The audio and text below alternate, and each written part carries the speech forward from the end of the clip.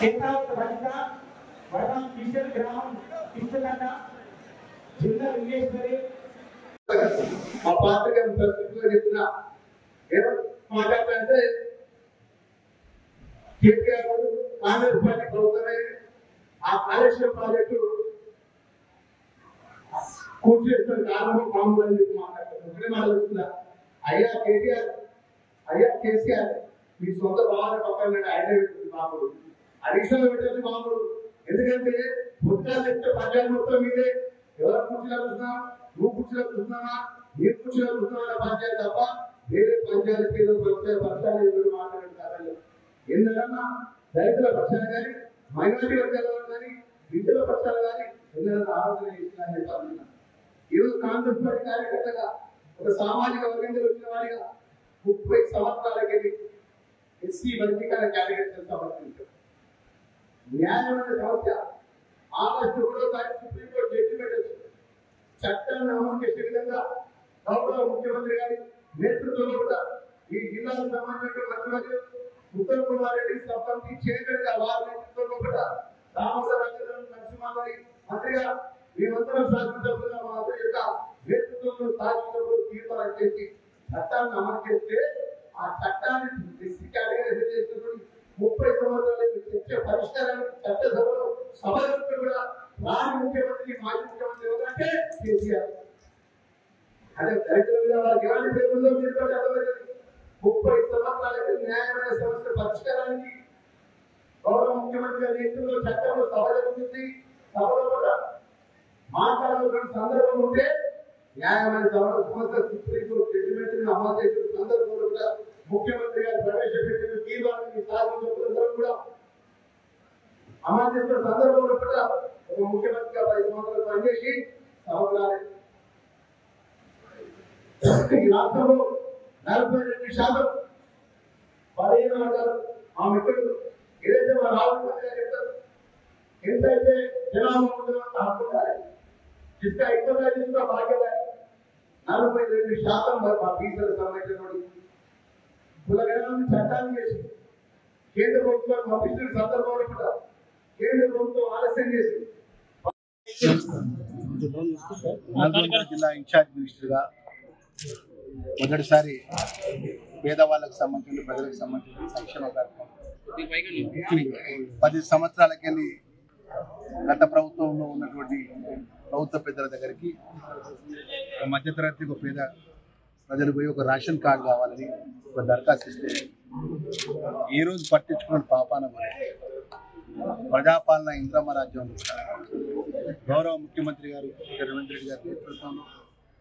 ఈ జిల్లాకు సంబంధించిన మంత్రివర్యులు శాఖ మంత్రులు ఉత్తమ్ కుమార్ రెడ్డి గారు మంత్రివర్యులు అదేవిధంగా మరొక మంత్రివర్యులు గౌరవ శాసనసభ్యులు మా మిత్రులు మొదటి నుంచి నాకు దళిత వర్గ శాసనసభ్యులుగా గతంలో విప్పుగా ఇప్పుడు మంత్రిగా ఉన్న సందర్భంలో అనేక సందర్భంలో నాకు సపోర్ట్గా అండగా ఉన్నటువంటి మా బాలు నాయక్ సొంత తమ్ముళ్ళగా మరి ఈరోజు ఒక మంచి కార్యక్రమంలో ఇన్ఛార్జ్ మినిస్టర్గా ఈరోజు సుమారు ఈ ఉద్యోగానికి సంబంధించినటువంటి 11,000 మందికి పైసలు కుటుంబాలకు రేషన్ కార్డు ఇవ్వడం జరిగింది. అదేవిధంగా రేషన్ కార్డుపై సన్న బియ్యాన్ని ఇచ్చే విధంగా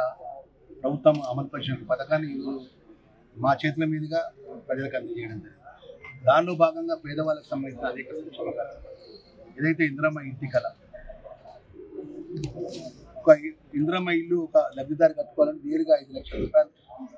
ప్రతి సోమవారం ప్రభుత్వ నిబంధనలకు అనుగుణంగా ఇంద్రమ్మ ఇల్లు ఎవరైతే లబ్ధిదారు ఉన్నారో వాళ్ళందరికీ కూడా వారి అకౌంట్లో నేరుగా ఆన్లైన్ ద్వారా డబ్బులు జమ చేసుకుంటే ప్రభుత్వం గౌరవ ముఖ్యమంత్రి గొప్ప పథకాన్ని అమలు చేస్తున్న సందర్భంగా ఈ నియోజకవర్గం సుమారు 3,500 ఇళ్ళు శాంక్షన్ ఇవ్వడం జరిగింది. దానిలో భాగంగా మరి ఈరోజు ఎక్కడ కూడా పేదవాళ్ళకు సంబంధించినటువంటి ఏదైతే 200 యూనిట్ కరెంటు మార్పు మా సోదరి మళ్ళీ ఎక్కడికైనా వెళ్తే ఉచితంగా బస్సు సౌకర్యం అదేవిధంగా మీ అందరికీ తెలుసు నిరుద్యోగ యువకులకు మా నీళ్లు కావాలి మా ఉద్యోగాలు కానీ తెలంగాణ రాష్ట్రానికి సందర్భంలో 10 సంవత్సరాల రాజ్యాన్ని ఉన్నటువంటి టీఆర్ఎస్ బీఆర్ఎస్ ప్రభుత్వం ఏ రోజు ప్రజలు పట్టించుకుంటుంది. సుమారు 60,000 పైచీలకు నిరుద్యోగ యువకులకు ఉద్యోగాలు ఇచ్చిన ఘనత నేరుగా ఎల్బీ స్టేడియానికి ఏర్పాటు చేసి నియామక పత్రాలు అందజేసినటువంటి దేశంలో ఏ ప్రభుత్వం ఉన్నది అంటే అది తెలంగాణ రాష్ట్ర ప్రభుత్వం గౌరవ ముఖ్యమంత్రి గారు నేరుగా నియామక పత్రాలు అందజేశారు. మరి ఈ విధంగా మా మహిళా సోదరిమణులకు మహిళా సంఘాలకు బలోపేతం సోలార్ ప్రాజెక్టులు కానీ సోదరిమణులు పెట్రోల్ బంకులు కానీ అదేవిధంగా బస్సులు సంఘాల పరంగా మరి కొత్తగా ప్రభుత్వమే లోన్ ఇచ్చి ఆర్టిస్టులు ఆ యొక్క బస్సులను కిరాయి పెట్టుకునే విధంగా అన్ని విధాల బలవుతుంది మహిళా సంఘాల సోదరులు. మీ అందరికీ తెలుసు ఈరోజు రాష్ట్రంలో దేశంలో ఎస్సీ కేటగిరీకి సంబంధించి 30 సంవత్సరాల దాకా నుంచి అన్నదమ్ముల్లా కలిసినటువంటి మా న్యాయమైన సమస్య వర్గీకరణ అమలు కేటగిరీషన్ గౌరవ సుప్రీంకోర్టు ఆగస్టు 1వ తారీఖు జడ్జిమెంట్ వచ్చిన గంటలో ఒకటినే గౌరవ ముఖ్యమంత్రి గౌరవ డిప్యూటీ గౌరవ మంత్రివర్యులు అంతా కూడా శాసనసభ్యులందరం కూడా మేము ఏకగ్రీవంగా తీర్మానం చేసి చట్టాన్ని అమలు చేసి ఫలాలు అందిస్తాం. 42% బీసీ కులగణన ద్వారా ఈ రాష్ట్రంలో అన్ని వర్గాలకు సమాన న్యాయం జరగాలి, అన్ని వర్గాలకు మేలు జరగాలని గౌరవ ముఖ్యమంత్రి గారి యొక్క ఆలోచన, రాహుల్ గాంధీ గారి ఆలోచన. ఎస్సీ ఎస్టీ బీసీ మైనార్టీ వర్గాలకు అల్పసంఖ్య వర్గాలకు మేలు జరగాలనే గొప్ప కార్యక్రమాన్ని అమలు చేస్తున్న ప్రభుత్వం ఈ దేశంలో ఉన్నది ఏ ప్రభుత్వం అంటే తెలంగాణ ప్రభుత్వం గౌరవ ముఖ్యమంత్రి గారి నేతృత్వం కూడా జరుగుతున్నది విషయాన్ని మేము ఆలోచిస్తాం. ఆ మీడియా మిత్రులు, నల్గొండ జిల్లా మీడియా మిత్రులు, తెలంగాణ ఉద్యమంలో కీలకంగా మీరు కష్టపడేటువంటి మీడియా ఒక్కసారి గుండె వేసి చేసుకొని చెప్పమని టీఆర్ఎస్ తమ్మున్న కూడా 10 సంవత్సరాల రాజ్యమేలుగా పేదవాళ్ళకి సంబంధించిన ఒక సంక్షేమ కార్యక్రమం ఇట్లా మీటింగ్ పెట్టి పేదవాళ్ళకు ఒక రేషన్ కార్డు ఇచ్చి పేదవాళ్ళకి గతంలో మాజీ మంత్రిగా పనిచేసినటువంటి ఈ జిల్లాకు సంబంధించిన మంత్రి కానీ ఈ జిల్లాలో పనిచేసినటువంటి ఈ రాష్ట్రంలో మాజీ ముఖ్యమంత్రి కేసీఆర్ తమ్ముడే చెప్పమనండి ఒక సన్న బియ్యం ఇవ్వడం కానీ 200 యూనిట్ల కరెంటు ఉచితంగా మాఫీ చేయడం కానీ ఇందిరమ్మ కళలో ప్రతి రోజు భారతదేశంలో ఎక్కడికైనా ఇందిరమ్మ ఇల్లు నేను వాడవద్దు. అలాంటి మళ్ళీ ఇందిరమ్మ కళ 5 లక్షల రూపాయలు నేరుగా పేదవాళ్ళకి 3,500 ఇళ్ళు ఈ సంవత్సరానికి మా బాలునాయక్ గారి నేతృత్వంలో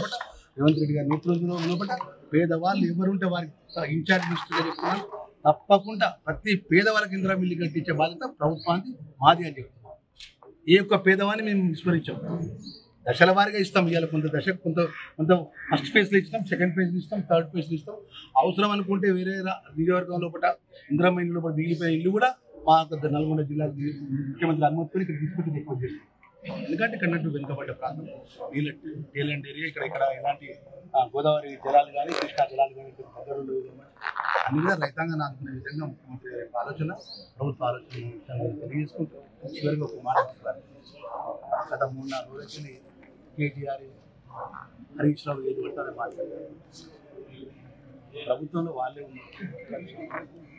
దేశంలో ప్రభుత్వంలో ఉన్న భారతీయ జనతా పార్టీ కూడా వాళ్ళు అడిగింది అంటే వాళ్ళ అనుబంధం.